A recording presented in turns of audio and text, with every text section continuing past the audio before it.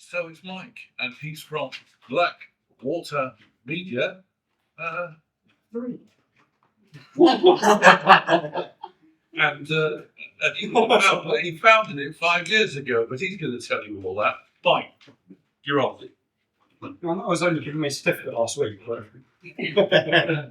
Morning everyone, Mike from Blackwater Media. As I think you all know, I do photography, videography and drone content for businesses and events. So we're going, nowhere at the moment, that one doesn't work. Okay, we can do the old fashioned one. It says, Blake? Paul's got some spreadsheets that are old fashioned. Hang on. Oh, I know what's going on there. Oh, it's when you leave it at the last slide when you're practicing, isn't it? When did the 10 minutes start? So yeah, I'm basically very quickly just going to run through some of the services I offer, some of the options that I make available for different businesses. The aim isn't to list everything I do because that's such sort of a widespread, but it's just to recognise how businesses can benefit from better video. So we're going to start off on the video side of things. Business overviews or walkthroughs. These are kind of the big banner at the top of your screen, the main video you've got on your page, the first thing we want people to click out and see. If someone gets to your website and doesn't know what your business does within 5 to 7 seconds of looking at it, you need something like this to explain to them. Using the real sort of the hero videos that summarise your whole business, they show you the premises, they'll show your team, they show the customers what you do, how you do it, and what marks you out from other companies that are similar. And they build familiarity with clients before you've actually met face to face. Some examples here in the top left of some work I did with Colchester Kawasaki. They had a really big premier sort of dealership in Colchester, and a member of staff there who was just naturally fantastic on camera said to him, "Would you be happy to talk?" You just walked through his store, followed him with the camera, chatted about what they do, all the different things they had in there, and whatever he mentioned. We filmed some B-roll of, put it together into sort of an opening video package. Then moving on to product demonstrations. Again, if you've got any products or services, videos are great for letting people know how to get the best use out of them. This can include, demonstrating literally how to use them, kind of like an instruction manual in video form.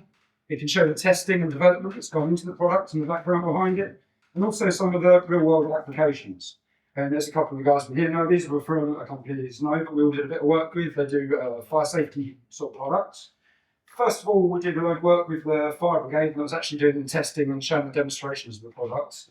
Those videos were aimed at investors and marketing going out to try and build the company. When that got further through, we then created a series of adverts that went onto their Amazon pages. So if you look up their fire extinguishers on Amazon, these videos are still on there, basically demonstrating different uses for the product. These ones you've all seen before in many forms on TV, and that's just your standard sort of interviews and talking heads. They work really well for explaining frequently asked questions people might also come to you with, explaining some of your more complicated services in detail. You can break things down. Just more insights into the business people might not pick up from just scanning through your website. And also fantastic for testimonials. If you've got customers and clients that you've had for a long while, get on well with, and they're happy to sit down in front of the camera, rather than just having a quote on your page from John Smith saying, "These guys are great," you've actually got a real person with a real face sitting there explaining why they like you so much. This was for an investment firm, and basically they were trying to cover the complexities of international trading and investment on their website without going completely over everyone's head. So they did these videos just to become more of an approachable expert sort of feel rather than basically this financial institute. And speakers and conferences. So one way to think about it is if you're doing a public talk and you're not recording it, you're potentially wasting loads of good content and marketing for down the line. The type of things that I cover are business talks and training groups. That can be anything from your more formal business talks to things like first aid groups. You can record it and you can make use of that content afterwards. Corporate events and also smaller conferences. Sort of thing with 1 or 2 stages. I'm not geared up to deal with huge international conferences, although I have recently been doing some work with companies that do that sort of thing, which has been great. But yeah, if you've got sort of 1 speed or 1 stage going on, I can cover all of that, as well as then cut it up, make it into shorter videos that I can use afterwards. Moving on to nowhere. There we go, the photography side of things. Business photo shoots. I mean, this cover again, all different types of areas. You'll recognise some of the people and bits of it. Professional business photography. It shows your real staff off, it shows off, again, your real environments, the real clients that come in to see you, and it shows off the personality of your business. As an example, the bottom right one is the company I've done a fair amount of work for, which is Mulligan's Golf Courses and also London Bunkers, which is sort of high street and golf games. And yeah, we close the place down for the day effectively. Some of the managers invite their friends and family to be the models. They get free passes to use everything for the day, the arcades. And we get to follow them around with cameras and videos and just say, can you just pose for that for us? Can you do this one again? And get really nice marketing shots out of that. Generally, we do about a day for them once every 6 months, and that gives them so much content to all their socials for the next 6 month period. Headshots, again, you all know what they are, everyone uses them, but they're not just LinkedIn pictures, they're really important in shaping how your whole company is perceived. Before we do headshots or anything like that, we sit down and talk to people and say, what's the company, who are you aiming at, who's your target market, and we try and aim all the shoots towards that target through. So you can get like, clean corporate type headshots, but you can also just get in the office, in natural environments where people are working, there's builders out on site, that works better than them in front of a white background. And also for team-based images, you can get, again, more formal ones, or you can just get everyone into a room, bring some props in, mess around, and it just gives a much more natural, inviting feel than everyone just standing there staring at the camera. So any companies that their About Us page is just looking a bit tired or dated, it's a really good step, just updating headshots, making them relevant. And also a lot of companies turn over staff, so you just need to keep them up to date every year or so.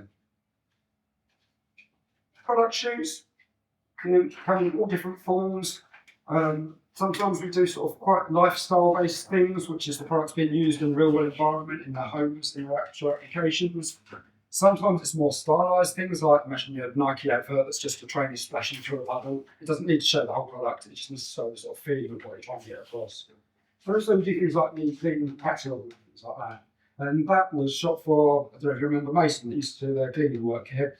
And he's got a side business doing mobility scooters. And they just wanted to clean the catalogue shots to go to their website. And the real sort of front, left, right, back, top, broken down, all the different parts that come with it. And that was shot in his warehouse, surrounded by a load of cleaning equipment on a concrete floor in a really dark little room. And so what we did, we took in some white flooring, part backdrops around it, put a load of lighting in. We've got those really sort of pretty professional images. And finally, drones. Around this section, drones, they cover both photography and the video side of things.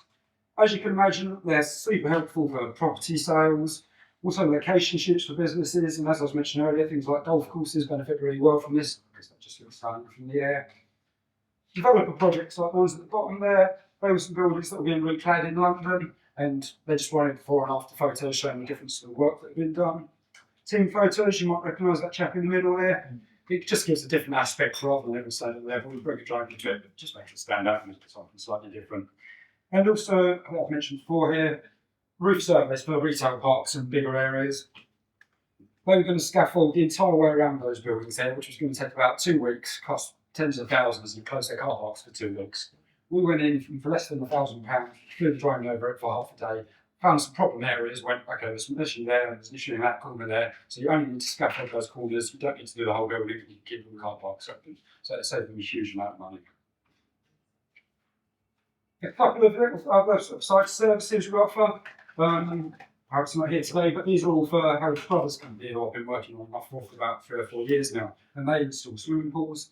And because they're scattered all over the country, quite often what they would do is either their team that install the pools or the clients that have with it afterwards, they'll just get some footage on their phones or whatever cameras they've got, send it to him, which if you just post it directly, it's just a phone clip with no context or anything like that. He still sends them all over to me, we put some graphics on it, we put the fonts on it, just put it together into a video with a bit of music. It's not my favourite way of working just because you haven't got control of what you're working with. Sometimes the stuff you get sent is a bit crap, other times it's really high quality, and you just have to go with it for a bit, but it's always better than just posting plain wobbly old phone clips. And the final one to cover is subtitling. It's not a service for your phone. So that's an interesting one because it's changed quite a lot over the last few years because AI is basically built into everything and can do it really, really well. If you put a video up on YouTube, you automatically get subtitles. Same with a lot of basic video editing programs. And 95% of the time, they are plenty good enough. You know, you can read through it, it might be the odd word that's wrong, things like that, but it gets everything you need to. But if you're spending a decent bit of money and you're making a proper video and you're putting it up on your website, it's going to be there for the long term, or you're doing like training videos or tutorial videos that get passed around, it just doesn't look that professional. It's all Americanized spellings, some of the grammar's not right, things like that. So I've got a service that we use for subtitling. Everything's done by real people and that. They can do English style, American style, or translate into any other language people want. And I've used them for years. It's surprisingly cheap and quick, and they just don't make any mistakes. Like every comma's in the right place and things like that. So it's really worth the investment for longer term projects that you can like. So that is a very quick once over all the type of things that I offer.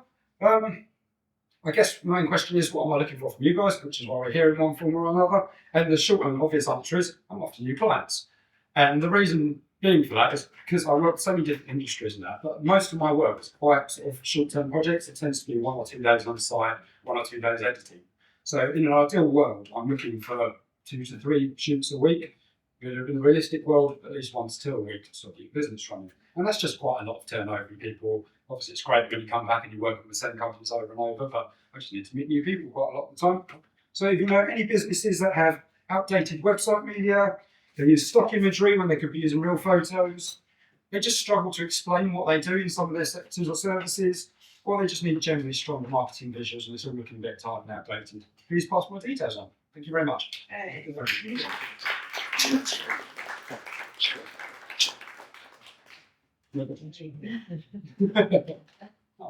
It's easy for you. You mentioned B-roll. I don't know what that is. B-roll is, imagine you're saying, we're here at Essex Business Forum, we have a lovely breakfast every week. We cut to a shop with a lovely breakfast. Yes. That's B-roll. It's the sort of the images that we take to back up what's being spoken there. Could be bread roll, but it's I will work with So with the golf clients, potential golf content you're looking for. Yep. Is there what sort of things or people are you looking at? Is there a particular interest that you have, or are you just looking at To be honest, I find because a lot of the golf courses, well, A, they're quite old and established, and B, they work a lot on just people knowing their legs as a community now. A lot of the golf course websites will look pretty tired and old and very sort of 90s thousands. They've got a little scroll down screen and some nav shots they probably got off an aeroplane in the 80s or something like that. And I think a lot of it just needs to catch up to the modern era because they've got these stunning, a lot of them go into, they've got really nice restaurants, really nice cafes, and they're not showing it off that well. So yeah, I'm kind of looking for the people either in charge of running the grounds and things like that, to walk around and show why their golf course is so good, or just the actual managers of the sites that maybe try and push them more, get people along, but get conferences in there, bring other investors in and show them off their facilities. Just give people a look. hopefully I'll have some referrals to you there. Oh, amazing. Yeah. Thank you very much. Right. Kind of retained package. Is there anything that you do where you might have X number of hours per month, week, or To be year? honest, it's something I keep sort of looking at pushing to and things like that, but it's not something I do that much. I always offer sort of probably about a 20% discount on the normal costings if you booked in for like a 6 month period, but we could organise that case by case whether you want content once a month, once every 3 months. But it varies so much depending on what people want and the pricing of it. It's quite difficult for me to have a set package because photography might be hugely different to basic video, which is hugely different to a more complex video.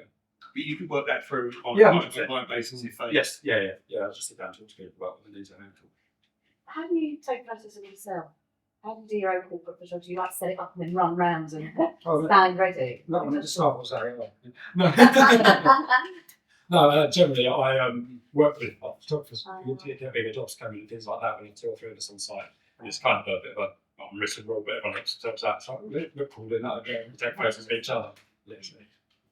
Yep. How long does your drone fly for on the charger? It does about 25 minutes, and then I've got 4 batteries for it, so you can get roughly a couple of hours just under. But realistically, most drone jobs that I'm done with in now, you can get a hell of a lot of images flying around one thing for an hour or something. They're quite nice jobs generally because you're in and out and don't have to deal with too many people. Thank you